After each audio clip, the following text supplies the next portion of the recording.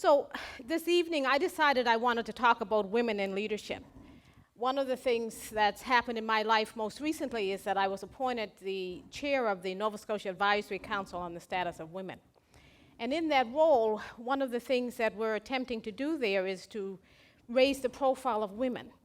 So I want to start by just asking all of the women in the space today at this talk just to stand up for a second, if you would, please. If all the women would stand up. Okay, so the majority of the audience is women. Okay, have a seat.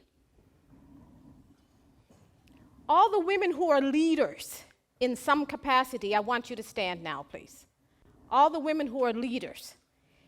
Either you define yourself as a leader, or you work in a leadership capacity, or someone has told you, you're a leader.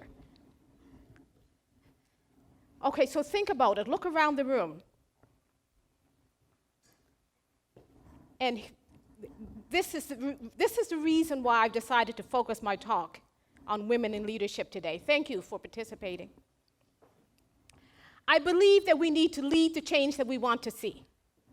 I don't know about you, but when I think about the fact that women make up 51% of the population, but yet here in Nova Scotia, we're only 32% of leadership of major boards, companies, and so on. When I think about the number of MPs we have, in Halifax alone, we have 5 MPs, only one of them is a woman. When I think about the Senate of Canada, and I think about how many women from Nova Scotia are members of Senate, there's only one. When I think about women in leadership in the university where I work, the numbers are dismal. So one of the things that I do as an educator is I look at what are the reasons why. What are the factors that keep women out of leadership roles? I'll tell you, how I learned to be a leader was watching my mother as a leader. My mother was widowed at the age of 39 with 13 children that she was responsible for. 12 that were her own, and 2 were grandchildren, and 1 was a godchild. My mother was widowed at the age of 39. Her youngest was 18 months old. Her oldest was 18 years old. And I was in the middle, I was 12. And I watched my mother lead her family through probably the greatest trauma of her life. I watched my mother lead the change that she wanted to see in her family, in her community, in her life. And then I think about life journey and how life gets scripted for women. So if you think about those early years, when we're very young, one of the things that becomes really clear is that gender role expectations start from pre-birth. What do you want? What are you hoping for? A boy or a girl? What color will you buy? Oh my goodness. Education. We don't use the term streaming now, but we still stream women and people who are on the margins based on some other demarcation of their social location. We do streaming. We send messages very early on about what your journey is going to be. There's very little exposure of women in leadership roles. This audience today speaks to that. The majority of the audience are women, but so few in leadership positions. Sexism is part of that script. The glass ceiling is very much present. Lack of family-friendly policies. Those are reasons why women don't aspire to leadership positions. Gender role expectations is something that follows us all the way along. the images and the messages or the lack of expectations. So what happens in terms of those life chances? How do they get scripted for women? There is lack of opportunity, but there's also lack of expectation. We don't expect to see a woman as the Prime Minister of Canada. We might expect to see a woman of this president of this university because it's a women's university. Think about the roots of how the Mount Saint Vincent began. So yes, I would expect to see a woman as president of this university, but think about all of the universities we have in Nova Scotia and what others of them have women presidents or have ever had a woman president. Lack of expectation. So I want to share with you just a little bit about my own, this slide talks about the intersection of oppression, but we could also think about this as the intersection of privilege. So when I think about my life, I was never expected to go to university, let alone become a professor, let alone become a director of a school, let alone be in that position for 10 years. Not only was I not expected to do any of those things, but I never saw myself there. So I want to share with you a bit about the journey is how did that happen?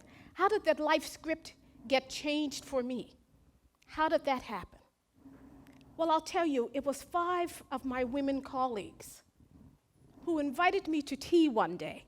They actually invited me to coffee, but I said, I don't do coffee, but I'll do tea with you.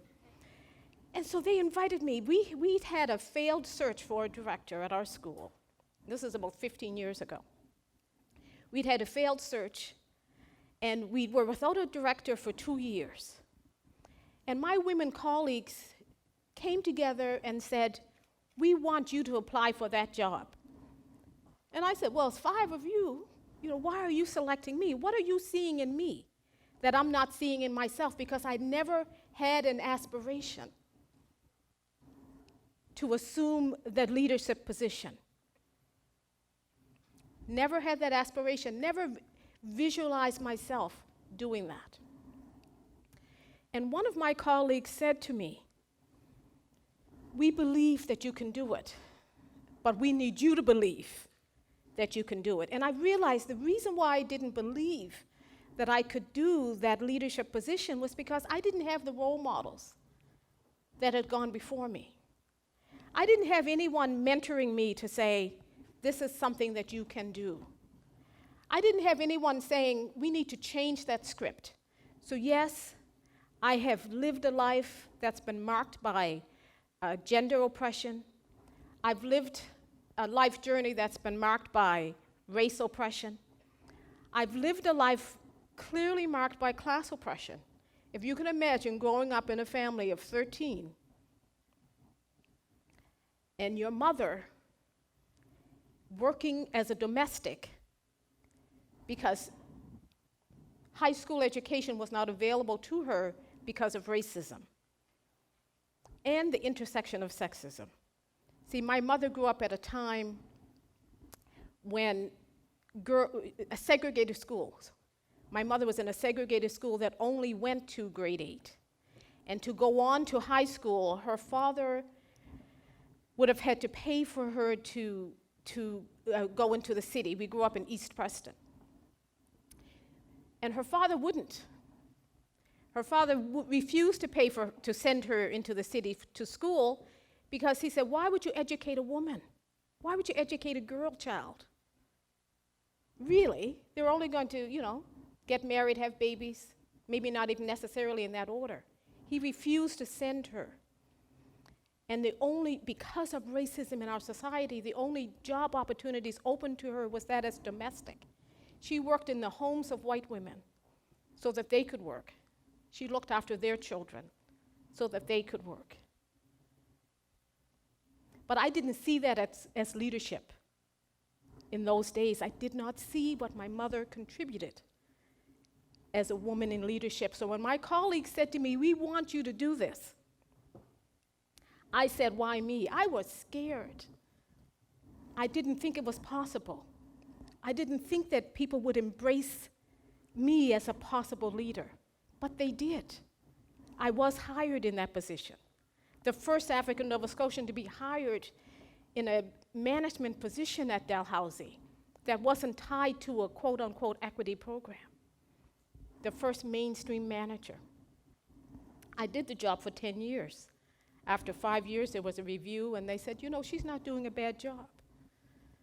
We'll keep her, we'll have her do another term. I did another 5-year term. I did 10 years.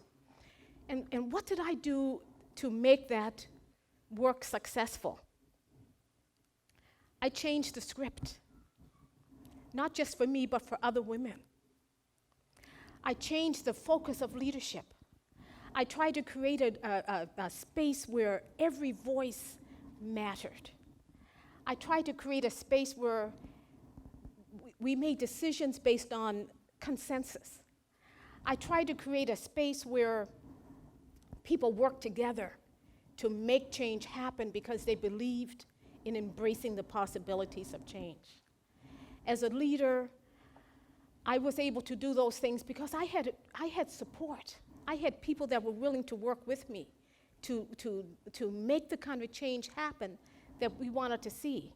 And so I would say that during those years, one of the things that really made a difference was people coming together, creating a vision, and then working to make that vision happen. So we not only talk the talk, but we walk the walk. So leadership, when I think about women in leadership, I think about women embracing the possibilities. I think about women changing the status quo. I think about women helping women.